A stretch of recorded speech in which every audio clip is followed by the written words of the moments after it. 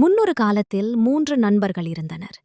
அவர்கள் ஒரு நாள் ஒரு பழைய வீட்டுக்குள் சென்றபோது அங்கே 3 பைகள் நிறைய தங்க நாணயங்களை கண்டனர்.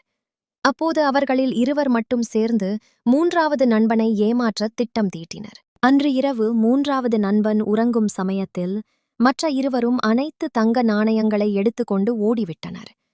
காலை எழுந்து பார்த்தபோது தன் நண்பர்களால் தான் ஏமாற்றப்பட்டதை அறிந்து வருந்தினான். அச்சமயம் இவனை பார்த்த அவ்வழியே வந்த சில விறகு வெட்டிகள் அவனுக்கு தாங்கள் வைத்திருந்த உணவை கொடுத்து நடந்ததை கேட்டறிந்து அவன் மேல் இரக்கம் கொண்டு அவனை தங்களுடன் அழைத்துச் சென்று விறகு வெட்ட உதவியாக வைத்துக் கொண்டனர். சிறிது காலத்திலேயே அவன் விறகு வெட்டுவதிலும் அதை விற்பதிலும் நல்ல தேர்ச்சி பெற்றான்.